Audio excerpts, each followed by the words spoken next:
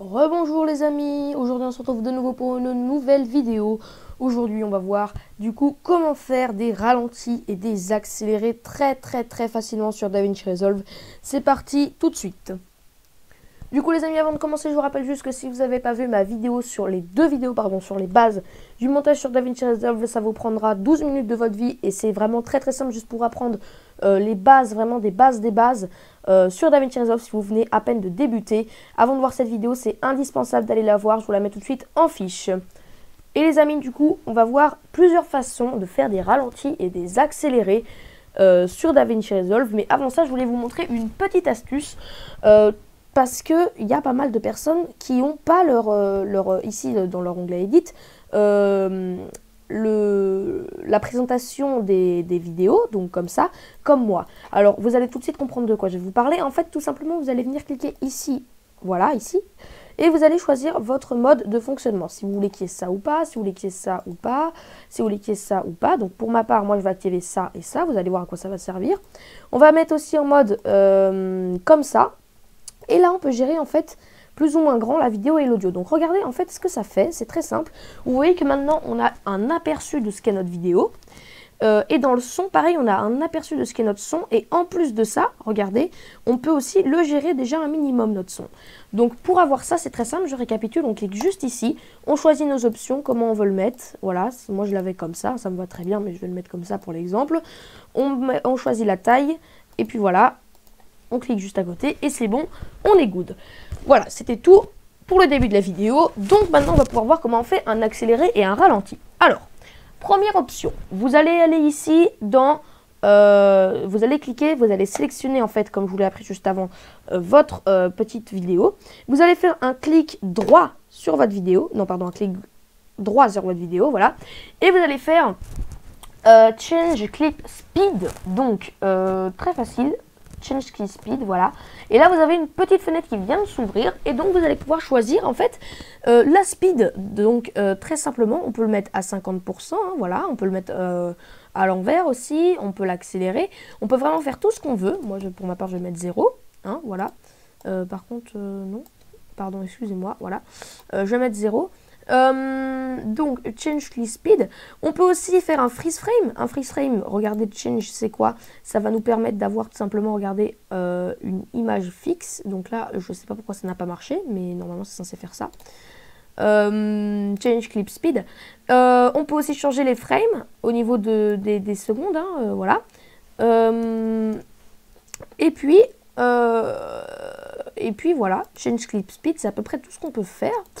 On peut reverse speed, voilà, donc voilà, en fait c'est simple. Reverse speed, c'est pour le mettre à l'envers, et freeze frame, c'est pour freezer le plan. C'est les deux choses qu'on va le plus utiliser dans cet onglet Change Clip Speed. Sinon, je vous conseille d'aller, donc de faire un clic droit et d'aller dans Change Clip Duration. Donc là, c'est pour changer du coup le temps de votre clip. Donc en fait ça, je sais pas pourquoi j'ai cliqué dessus, je me suis juste trompée. Vous pouvez très bien le faire simplement en sélectionnant ici à droite et en le changeant tout simplement comme ça, comme vous voulez. En réalité, on va faire un clic droit et on va aller sur Retime Control, donc Retime Control, juste ici. Ou alors, vous pouvez également utiliser la Retime Curve, juste ici, voilà. Donc en fait, c'est la même chose des montages en point clé, mais pour utiliser la Retime Curve, je vous conseille d'être déjà un peu plus expérimenté. Même moi, je ne l'utilise pas, je trouve que j'en ai pas besoin, du coup, je vais l'enlever. Et on va simplement se servir du Retime Control. Alors, plus facilement, pour accéder à ces Retime Control, il vous suffit de prendre CTRL-R, voilà, tout simplement, et vous voyez que ça s'affiche. Ça s'affiche, ça s'enlève, ça s'affiche, ça s'enlève. C'est plus simple que de faire le clic droit et d'aller chercher dans les onglets. Donc ensuite, on va cliquer sur cette petite flèche juste ici, et tout simplement, on va aller dans Change Speed. Moi, je vais le mettre à 50%. Et là, regardez, notre plan est tout simplement ralenti. Ça se voit pas beaucoup, mais il est ralenti. Je vous assure qu'il est ralenti. Donc, tout simplement, il n'y a rien de plus simple. On clique sur CTRL-R. Donc, je récapitule, on clique sur CTRL-R. On va cliquer ensuite ici sur la flèche Change Speed et on choisit notre speed. On peut bien entendu également l'accélérer. Donc là, j'ai mis à 800. Donc, vous voyez que ça va très vite. Regardez, tout simplement. Hein. Voilà, ça passe très vite. Voilà, tout simplement. Donc, moi, je vais le remettre à 100. Qu'est-ce qu'on peut faire ici aussi? On peut aussi rewind le clip. Non, reverse, c'est reverse segment. Oui, reverse segment. Donc quand vous cliquez dessus, tout simplement, bah, le clip va maintenant être à l'envers. Hein. Vous pouvez l'entendre à la voix de Thomas, cette personne qui tourne juste ici. Le clip est à l'envers, tout simplement. Moi, personnellement, je vais le remettre à l'endroit, du coup. Et vous pouvez, le reste, je connais pas trop le reste, mais voilà. Vous pouvez également faire une accélération, c'est-à-dire ne pas forcément voilà, ne pas forcément avoir le clip toujours au même moment partout. Donc regardez, en fait, tout simplement en cliquant sur ce que j'ai cliqué là juste avant, je sais même plus ce que c'est. Ici, vous allez pouvoir choisir par exemple votre vitesse change speed à 50%. Voilà, et ce ne sera pas reverse par contre du coup. Ce ne sera pas reverse, voilà. Et regardez, du coup, là, on a notre clip à vitesse normale. Et là, c'est désaccéléré. Et là, ensuite, c'est carrément à l'envers. Donc, en fait, vous voyez que vous pouvez gérer des points comme ça. Donc, j'espère que vous avez compris la vidéo. Et avant de se quitter, je vous précise qu'il y aura... Enfin, qu'il n'y aura pas une vidéo que je vais faire là. Bah, attendez, ça dépend combien de temps il reste. Ouais. Non, je vais vous faire là aussi les raccourcis clavier de base. Donc, raccourcis clavier. Parce que y en a quelques-uns qu'il faut absolument que vous connaissiez avant qu'on se quitte. Voilà, ça fait partie de la même vidéo du coup. Eh bien, tout simplement, vous avez déjà pour commencer le CTRL X qui vous permet de supprimer un plan. Vous avez le CTRL Z qui vous permet de revenir en arrière. Vous avez le CTRL A qui vous permet de sélectionner un plan. Donc par exemple, je suis là, hop, je sélectionne le plan.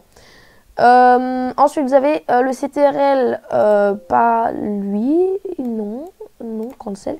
Le CTRL S qui vous permet d'enregistrer tout simplement votre vidéo. Donc très important, la première fois ça prend un peu de temps, mais ensuite regardez, hop, ça prend vraiment 2 secondes. Faites-le dès que vous avez terminé de faire une petite partie de votre vidéo, comme ça si jamais vous perdez tout, quand vous reviendrez sur l'écran de base de DaVinci Resolve, vous aurez déjà votre truc quasiment là où vous en étiez. Donc pensez-y, vraiment, CTRL S. Après, je connais pas tous les autres raccourcis, mais c'est vraiment les plus importants. Donc CTRL X pour effacer, CTRL Z pour revenir en arrière et CTRL S pour enregistrer votre clip. Voilà. J'espère que la vidéo vous aura plu. N'hésite pas à liker, à t'abonner, à aller voir ma chaîne principale. Tout s'affiche sur ton écran et tout est dans la description. C'était Tuto